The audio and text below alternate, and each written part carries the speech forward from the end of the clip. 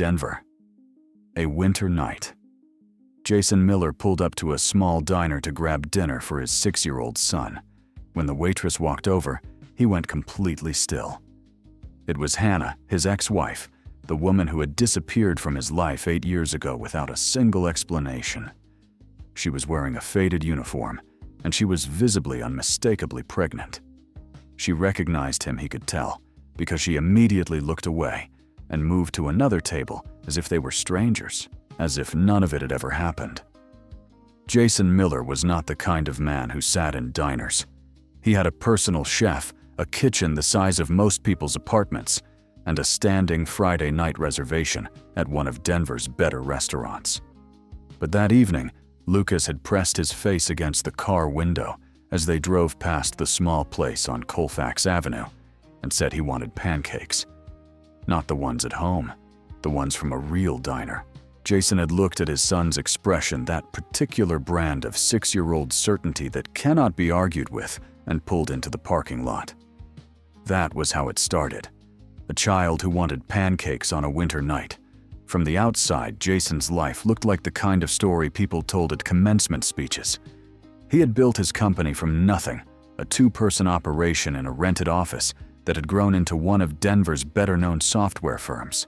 He was 38 years old, professionally admired, financially comfortable, in ways that no longer required him to think about money at all. What the speeches left out was everything else. The part where his wife died 2 years ago from an illness that moved faster than any of the doctors had predicted, and the part where he had been raising Lucas alone, ever since navigating bedtime routines and school pickups, and the specific exhaustion of being the only adult in a house that used to have 2. He had loved Laura completely. She was a first-grade teacher who laughed easily and never once made him feel like his silences were a problem. She had given him Lucas, and she had given him 4 years of feeling like the version of himself he actually wanted to be. When she died, he did not fall apart visibly. He kept the company running.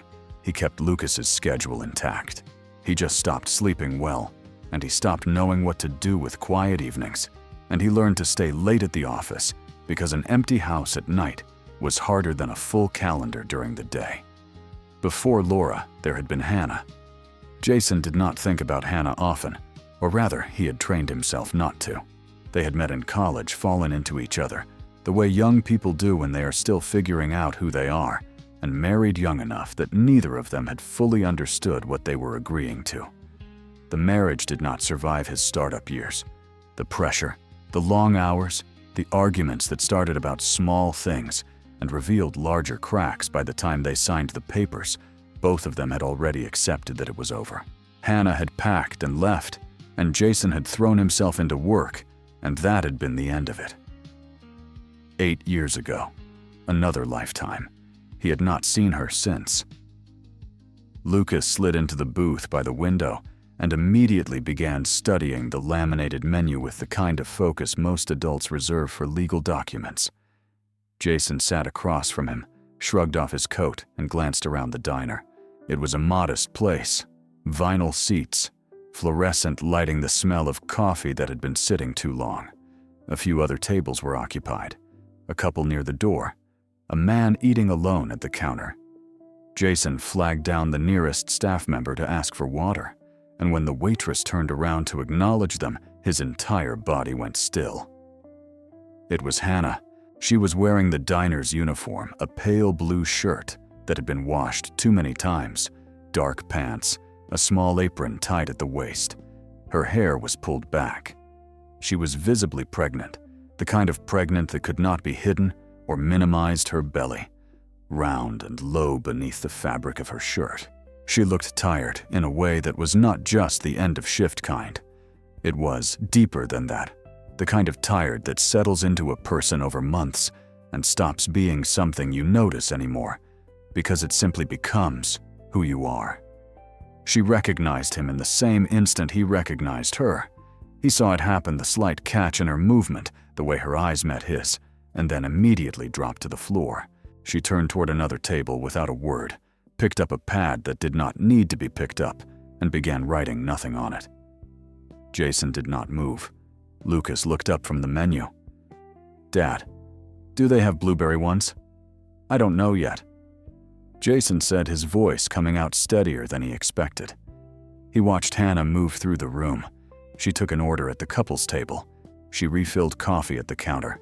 She did everything correctly and efficiently, and she kept her body angled slightly away from his booth in a way that was clearly deliberate. She did not look at him again.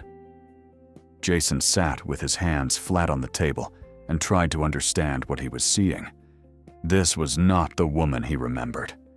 The Hannah he had known was the kind of person who filled a room when she walked in, not because she was loud, but because she carried herself like someone who expected to be taken seriously. She had opinions, and she stated them. She pushed back on things she disagreed with. There had been a quality to her presence, a kind of irreducible confidence, that had been one of the things he had admired most about her, even when it made arguments harder to win. The woman moving quietly between tables in worn-out shoes was not that person. Or she was somewhere underneath, but something had pressed her down to a smaller shape. A man in a manager's shirt came out from the back and stopped near the service counter. He was looking at a ticket in his hand, and when Hannah came to pick up an order, he spoke to her in a tone that carried across the room sharp enough that the couple near the door glanced over. He told her that table 7 had been waiting for 12 minutes, that this was not the first time this week, and that if she couldn't keep up with a half-empty floor, then maybe she needed to reconsider whether this job was working for her. Hannah did not respond. She did not look up or explain herself or say a single word. She took the plates from the counter, adjusted her grip carefully, and walked toward the table. She kept her face down. Jason watched the whole thing. Lucas had gone quiet too, the menu forgotten, watching the same scene without fully understanding it. After a moment, he looked at his father and said, "Why did that man yell at her?" Jason did not have an answer that was appropriate for a 6-year-old. He said, "I'm not sure, buddy." But he did not look away from Hannah. He watched her set down the plates at the other table with the same quiet, contained steadiness she had shown all evening. No eye contact, no expression, no indication that she was anything other than fine. And he knew with a certainty that settled low in his chest that he was not going to leave when they finished their pancakes. He was going to wait. He dropped Lucas off with the babysitter at 9:15 and drove back to the diner. He sat in the parking lot with the engine off and told himself this was probably a mistake. He had no particular claim on Hannah. They had been divorced for 8 years. She was a grown woman managing her own life, and she had made it clear enough inside by avoiding his table by pretending she hadn't seen him, that she was not looking for contact. The reasonable thing was to drive home, put Lucas to bed, and let the coincidence be what it was, a strange, uncomfortable reminder that the world was smaller than it seemed. He stayed anyway. Hannah came out the side door at 10:40. Coat pulled tight against the cold, a canvas bag over one shoulder. She stopped when she saw him leaning against his car. Something moved across her face. Not quite surprise. More like the recognition of something she had hoped would not happen. Jason straightened. "I just want to talk." Hannah adjusted the strap of her bag and kept walking toward the street. "There's nothing to talk about, Jason." He fell into step beside her. "You collapsed against the counter twice during your shift. I watched it happen. You caught yourself on the edge of the station both times." That stopped her. She turned to look at him, and for a moment, there was nothing protective in her expression, just exhaustion, and the particular frustration of someone who had hoped their difficulties were less visible than they were. "I'm fine," she said. "You're not," Jason said. He kept his voice level without accusation. "And I'm not saying that to start something. I'm saying it because it's what I saw." Hannah looked at him for a long moment, then looked away down the street. A few cars passed. The temperature had dropped since sundown, and her coat was not heavy enough for it. Jason noticed that too. "The baby," he said carefully. Is there someone who's supposed to be helping you through this?" Her jaw tightened. "That's not your business." "I know it isn't," he said. "I'm asking anyway." Hannah shifted her bag to the other shoulder and met his eyes with a directness that reminded him suddenly sharply of the person he had known. "The baby has nothing to do with you. My situation has nothing to do with you. You have your life, Jason. I have mine. That's how it's been for 8 years, and it's how it needs to stay." She started walking again. "Go home to your son." Jason stood on the sidewalk and watched her go. He saw it as she moved under the streetlight. The sole of her left shoe had separated, at the toe, peeling away from the upper, and every step made a faint sound against the pavement. Before she turned the corner, he pulled a business card from his coat pocket and called after her. She stopped but did not turn around. He walked over and held it out. She took it without looking at him, slipped it into her bag, and kept walking.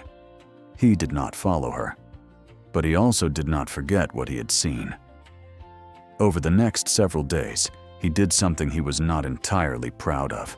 He called a man named Greg Whitfield, an old friend from his early startup years, who had a talent for locating information that was not publicly available. Not illegal exactly, but thorough in ways that a direct conversation rarely was. Jason told himself he was doing it out of concern. He was not sure that was the full truth. What Greg came back with took Jason 2 full readings to absorb. 8 years ago, Hannah's father had accumulated a significant gambling debt with a man named Robert Crane, one of Jason's earliest business partners, a silent investor who had put money into the startup during its first year. Robert was not primarily interested in recovering the money. What he wanted was leverage, a way to exert pressure on Jason to keep him in a position of obligation and dependence as the company grew. The debt was the tool, not the goal. When Robert came to collect and found Hannah's father unable to pay, he saw an opportunity. He threatened to pull his investment and poison the remaining funding round unless the debt was resolved on his terms. At the time, Jason's startup had been weeks away from closing the round that would either save the company or end it. A single investor pulling out and making noise would have been enough to collapse the whole thing. Hannah had found out. Her father had told her, in the way that weak people sometimes confess things, not to take responsibility, but to hand the weight of it to someone else. And Hannah, instead of coming to Jason, instead of telling him what was happening, had made a decision entirely on her own. She had signed the divorce papers. She had removed herself from his life so completely that Robert Crane had no more leverage, because without Hannah in the picture, Jason was no longer reachable through her family. Robert's hold over him evaporated the moment there was no longer a wife to threaten, no longer a personal connection he could use as a pressure point. Hannah's exit had been the one move Robert hadn't anticipated and couldn't counter.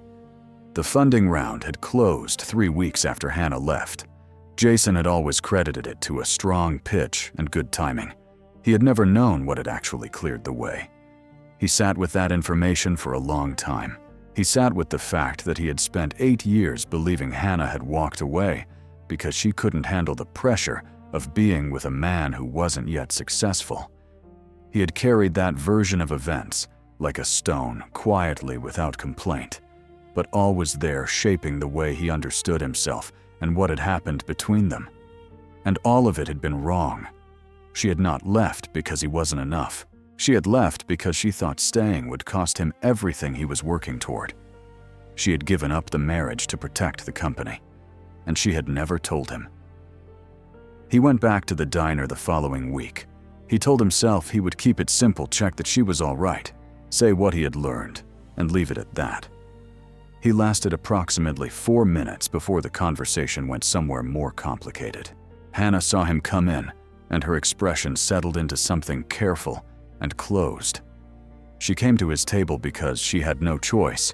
She was the only one working the floor, and she set down a glass of water without being asked. "I know what happened," Jason said. "With your father and Robert Crane." The glass hit the table harder than she intended. She did not sit down. She stood with one hand resting on the back of the opposite chair, and the careful expression she had been wearing cracked slightly at the edges. "How?" she said. It was not a question. "I asked someone to look into it." Hannah pulled out the chair and sat down.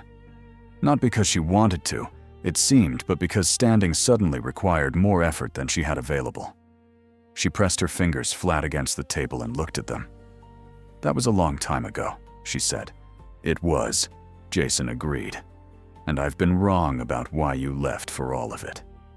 Hannah said nothing for a moment. Then she said quietly and without drama, "I didn't want you to lose everything because of my family's mess. It was the only thing I could actually do." "You could have told me," Jason said. "You were 6 weeks from closing the round." Her voice was steady but thin.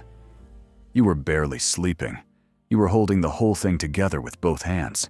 If I had told you, you would have tried to fix it yourself, and you would have made it worse, and you would have lost the company, and then you would have lost us anyway. But you would have lost everything else too." She finally looked up at him. "I made a decision. I don't need you to agree with it." Jason looked at her. He thought about arguing. There were arguments available about trust, about the right to make decisions together, about what a marriage was supposed to mean. But she was sitting across from him in a diner uniform with worn-out shoes, heavily pregnant, working double shifts at a place where the manager felt comfortable yelling at her in front of customers. And he did not think that was what the moment required. "What happened after?" he asked. "After you left Denver." Her eyes dropped back to the table. "That's a longer answer." "I have time." Hannah looked at him for a moment, measuring something he thought, deciding how much was safe to say. Then she seemed to simply run out of energy for the calculation. She had gone to Portland. First, she told him, she had rebuilt slowly a job with a small marketing firm, a one-bedroom apartment, a life that was modest but stable. It had taken 2 years before she stopped feeling like she was waiting for something to go wrong. And then she had met Daniel. He was an architect, quiet in a way that felt considered rather than absent. He was thoughtful and consistent, the kind of person who remembered small things you mentioned and followed up on them later. Hannah said she had not been looking for anything serious. She had been quite deliberately not looking for anything at all. But Daniel had been patient in a way that was hard to keep refusing, and somewhere in the second year, she had started to believe that she was allowed to have this, a person who stayed a life that wasn't braced for impact. When she found out she was pregnant, she had not planned it. But she had not been unhappy about it either. She had told him on a Sunday morning at the kitchen table they had bought together, with coffee going in the background. Daniel had gone very still. He had looked at the table for a long moment. Then he had said, "I'm not ready for this." He was gone within a week. No argument, no extended explanation, no attempt to reach a different conclusion together. He had simply decided on his own, and without consultation, that this was not something he was willing to do. And then he had acted on that decision with a speed and cleanliness that Hannah said she almost had to respect for its efficiency. He had left the apartment key on the counter. He had sent one text message 2 days later to confirm he had retrieved everything he needed. That was the entirety of his exit. Hannah had lost her job 3 months after that. Not fired, but the office role had required hours she could no longer reliably cover as the pregnancy progressed, and she had not been able to make the math work. She had no family in Portland that she trusted. Her mother had died when she was in college, and her father was not someone she could call for help, for reasons that Jason now understood more fully than he had before. She had come back to Denver because she knew the city, because it was somewhere to land, and because when you are running out of options, familiarity is sometimes the only thing that's left. Jason listened to all of it without interrupting. When she finished, he did not say anything immediately. There was nothing immediately adequate to say. After a moment, Hannah straightened in her seat and looked at him with something that was not quite defiance, but was in the same family. "I'm not telling you this so you'll feel sorry for me. I'm telling you because you asked, and because I'm too tired to make up a shorter version." Jason came back again, and again after that. He told himself each time that he was simply checking in, that it was the decent thing to do, given what he now knew. But he understood on some level that this was not entirely accurate. There was something in him that had become unwilling to look away. He offered to find her a proper apartment, something safe with heat, that worked reliably somewhere she could actually rest before the baby came. He had properties in the city that sat empty between leases. It would cost him nothing. Hannah said, no. She said it without anger, but with a firmness that was absolute. She was not going to become the woman who had been rescued by her wealthy ex-husband. She was not going to owe him that, and she was not going to give Lucas the impression that she was someone who needed saving. She had managed until now on her own terms, and she intended to keep managing that way. Jason pointed out carefully that the terms she was currently managing on had landed her in a diner, working double shifts, almost falling down twice a shift. Hannah told him that was her business to sort out, not his. They argued about it in the way that people argue when they are both actually trying to say something different from the words they are using. Jason dropped it, because pushing further felt like it would break something, and whatever fragile thing was currently allowing her to tolerate his presence was not something he wanted to damage. At the office, things were not simple either. The company's biggest contract of the year, a partnership with a mid-sized healthcare firm that had taken 8 months of negotiation, was suddenly in jeopardy. The client's board had changed its internal structure, and the new decision-makers were reconsidering all existing commitments. Jason's team was managing it, but it required his attention at a level that crowded out most other thinking. He was handling 2 crises at once, and he was aware that he was not handling either of them particularly well. Lucas noticed. One evening after dinner, Lucas sat on the kitchen counter watching Jason clean up and said, "Is the lady from the diner okay?" Jason looked at his son. "Which lady?" Lucas gave him a look that indicated he was aware this was a deflection. "The one the man yelled at. The one with the big tummy." Jason set down the dish he was holding. "I think she's having a hard time," he said. "But I'm trying to help." Lucas thought about this with the seriousness he applied to things that mattered to him. "Is she your friend?" Jason considered the question more honestly than he had expected to. "She was," he said. "A long time ago. I'm not sure what she is now." He got the call on a Thursday night at 11:43. The number was the diner's main line, a woman's voice. Another waitress, it sounded like, told him that Hannah had fainted on the floor during her shift, that the paramedics were taking her to Denver Health, and that his number was the only one in her phone that had picked up. Jason was in the car before she finished the sentence. At the hospital, a doctor with a direct manner and no interest in softening the message told Jason that Hannah was dehydrated, undernourished, and that the baby was showing signs of stress consistent with a mother who had been pushing her body past reasonable limits for an extended period. The doctor said that if she continued at this pace, the risk to the pregnancy was significant. She said this in the way that medical professionals say things they need you to actually understand, which is without decoration and without the pause that allows you to look away. Hannah was in the room at the end of the hall. She was lying in the hospital bed, with an IV in her arm, looking at the ceiling with an expression that had moved past tiredness into something quieter and more surrendered. When Jason came in, she turned her head to look at him and then turned it back toward the ceiling. "You didn't have to come," she said. "Your phone called mine," Jason said. He pulled a chair to the side of the bed and sat down. "You didn't have to answer." Jason said nothing to that. He sat in the chair and looked at her, the line of her profile, the way her hands rested on her stomach, the IV line running from the back of her hand. The monitor beside the bed showed 2 sets of readings. He assumed one of them was for the baby. After a while, Hannah said, "You've done enough, Jason. You really have. You don't need to keep doing this." Her voice was calm. Not cold, just quiet in the way of someone who has made a decision and is waiting for the rest of the world to catch up to it. He left at 1 in the morning when she insisted again, and he ran out of reasons to stay that she was willing to accept. He drove home. At 6:15 in the morning, he received a message from a number he didn't recognize, someone from the diner who had Hannah's things. Hannah had checked herself out of the hospital at 4 in the morning. She had gone back to her room, packed what she had, and bought a bus ticket. She was already gone. Jason sat on the edge of his bed with his phone in his hand and understood very clearly that he had let this happen. He had watched her tell him in every way she knew how that she was going to disappear again, and he had not done anything to stop it.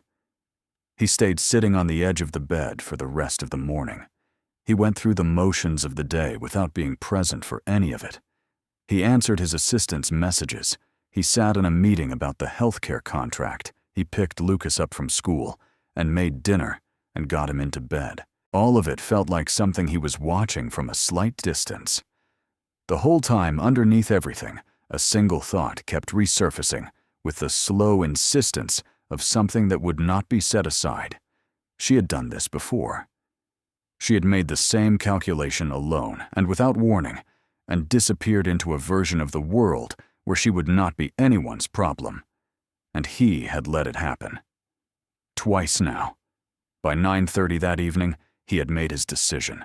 He called the babysitter and told her he would not be back until the following day. He put on his coat, got in the car, and drove. He drove through the dark. 3 hours on I-70 mountains on both sides, the highway emptying out as he got further from the city. He turned the radio off after 20 minutes because he did not want noise. He wanted to think, and he wanted to think clearly without the usual tools he used to avoid doing exactly that. He drove to her building first, not because he expected her to still be there, but because the mind requires proof of certain things before it will accept them. The landlord, a heavy-set man in his 60s, who seemed neither surprised nor particularly moved by the situation, let him in without much conversation. The room was small. A single bed, a window that looked onto a concrete wall, a radiator along the baseboard that was doing its best. Hannah had not had much, and what she'd had, she had taken. The closet was empty. The bathroom counter held nothing.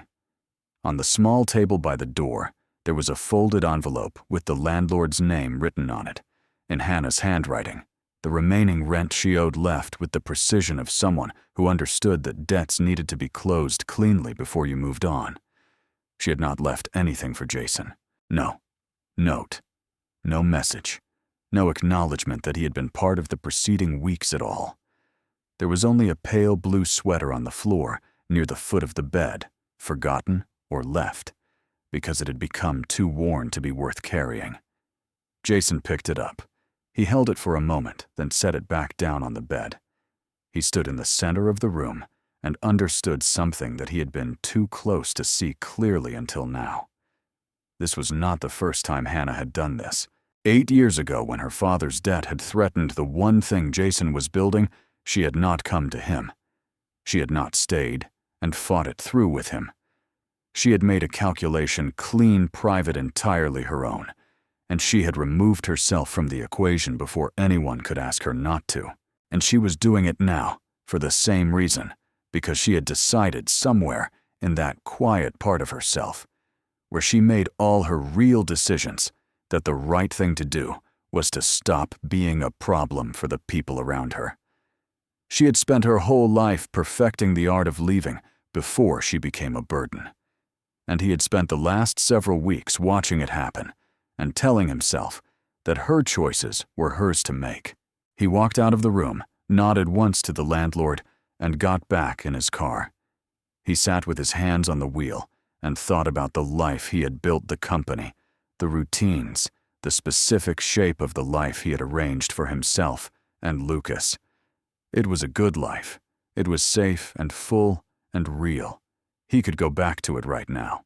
He could take Lucas to school in the morning and get to the office and deal with the contract problem and keep going the way he had been keeping going for the last 2 years, which was essentially by not stopping long enough to notice the parts that were missing. He remembered a conversation from the early weeks, one of the first evenings he had stayed at the diner until her shift ended. She had mentioned briefly, and without apparent significance, that she had an aunt who lived in Glenwood Springs.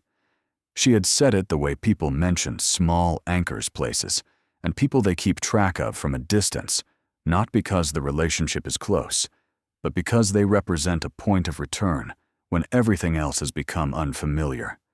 He had filed it away without knowing he was doing it. He took the exit at 2 a.m. Glenwood Springs at that hour was quiet and cold, the storefronts dark, the Colorado River running fast and black alongside the main road. He drove slowly, scanning.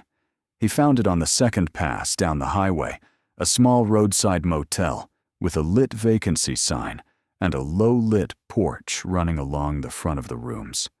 It was the kind of place that cost $60-something a night and asked no questions, which was exactly what Hannah would have needed.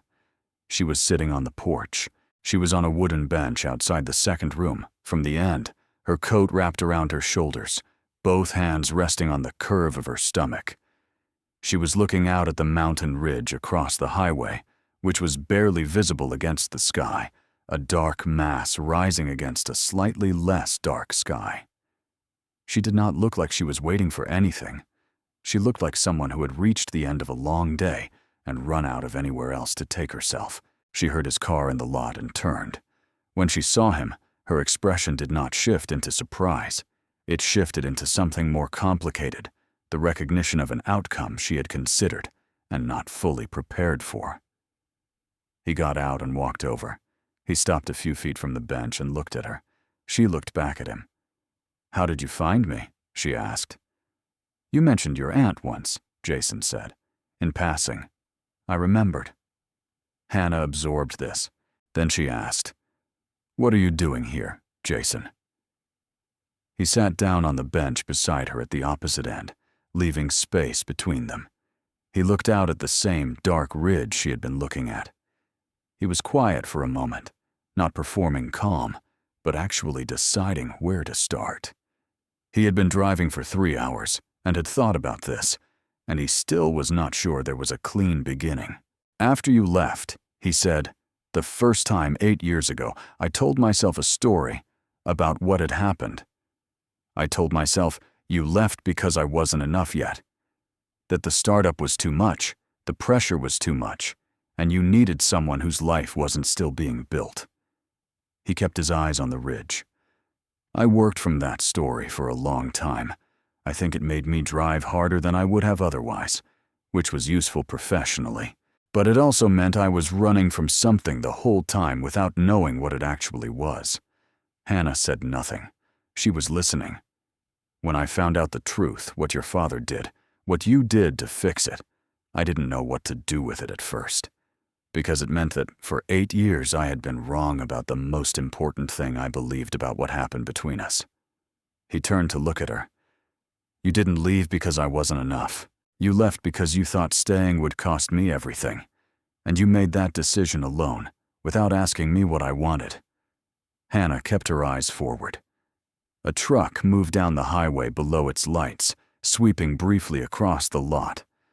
"You were 6 weeks from the funding, close," she said. Her voice was steady but low. "I've told you this." "I know what you told me," Jason said. "And I understand the logic. I'm not saying the logic was wrong. I'm saying that it wasn't your decision to make alone.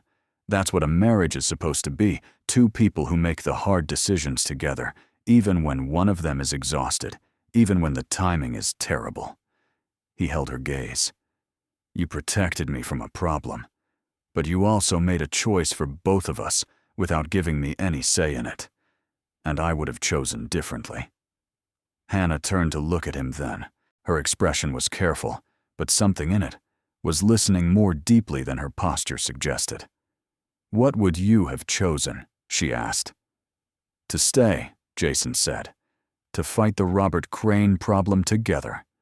To be angry at your father and get through it and come out the other side with you. That's what I would have chosen." His voice did not rise. It stayed even, which somehow made it land harder. You didn't ask me. You decided for me the same way Daniel decided for you. He decided he wasn't ready on his own without you. You decided you were going to go on his own without me.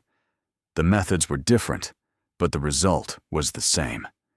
You both made a unilateral call about what the other person needed to know and when they needed to leave. The silence that followed was long enough that the river became audible, a low, continuous sound from beyond the trees. Hannah looked at her hands. Jason watched her face, the way the low light from the porch fixture moved across it. He could see something working in her, not resistance, but the slower and more difficult process of recognizing something she had not seen before.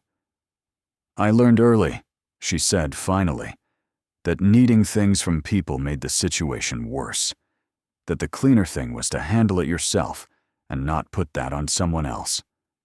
Her voice was quiet and without self-pity, which made it harder to hear. I don't think I ever stopped operating that way. I just kept making it look like a choice. It was a choice, Jason said. Both times. But it wasn't the only one available. Hannah's eyes filled. She did not blink them clear or look away. The tears came, and she let them, which he suspected she almost never did. They were not the tears of someone overcome by feeling. They were the tears of someone who had just had something accurately named that they had spent years not naming. I'm so tired, she said. It came out smaller than she probably intended. I know, Jason said. He did not move closer. He did not reach for her hand. He let her sit with it for a moment, because some things need to exist in the air for a minute before they can be built upon. Then he said, I'm not here because I feel responsible for you. I'm not here because of what I know about 8 years ago, or because of what your situation looks like from the outside. I'm here because I got to a parking lot at 2 in the morning, and I had a choice, and the choice I made was to keep driving. He looked at her directly. I'm not asking you to sort out what that means right now. I'm asking you to let me be here, not to fix anything, not to take over. Just to be present. That's the only thing I'm actually asking. Hannah looked at him for a long time. Whatever calculation she was running was more complex than the ones she had been running, and it was taking longer. He let it take as long as it needed. Eventually, something in her face settled. Not into happiness, into something quieter and more durable than that. The particular quality of someone who has been carrying something alone for a very long time and has decided with full knowledge of the risk to set it down. Okay, she said. Just the one word, no conditions attached to it, no immediate qualifications. It was the first time since he had walked back into her life that she had said something to him without simultaneously building a wall around it. She came back to Denver with him the next morning. He did not suggest a timeline or make plans beyond the immediate. He drove, she slept in the passenger seat for most of the way back, and when they arrived, he took her to the empty apartment in the building. He managed on 17th, the one he had offered weeks ago, the one she had refused, and she walked in without argument this time and stood at the window looking out at the street below. He left her with his number, a key, and no expectations that she had not agreed to. Lucas, when he found out, processed the development in his particular way.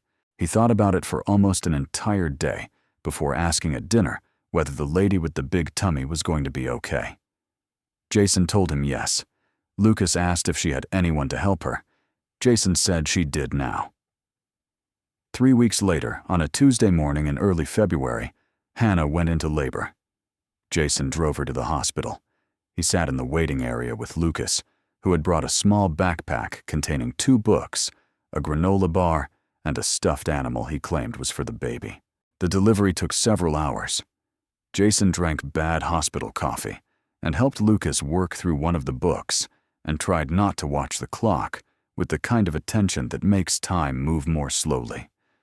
When the nurse came out to tell him she was smiling, he walked to the end of the hallway with Lucas's hand in his. His son had to rise onto his toes to see through the narrow window in the door. Inside the room, Hannah was propped against the pillow. Eyes closed, the lines of her face smoothed out in a way that Jason had not seen since he had found her in Glenwood Springs. She was holding the baby a girl the nurse had said against her chest. The baby was very small and very red and appeared to be sleeping with the kind of totality that only newborns manage. Lucas stared through the glass for a long moment. Then he looked up at his father and asked in the careful voice he used for questions that actually mattered to him, "Dad, now that there's a baby, does that mean our family gets bigger?" Jason looked through the window, as if she had heard something, maybe a sound in the hallway, maybe nothing at all. Hannah opened her eyes. She turned her head toward the door. She saw them there, Jason and Lucas on the other side of the glass, and something moved across her face, the first real smile Jason had seen from her since the night he had walked into that diner. Not the polite, managed expression she had been wearing for weeks. The real one, the one that reached all the way up. Jason looked at his son. "Yes," he said, "if Hannah agrees," and the door to the room opened.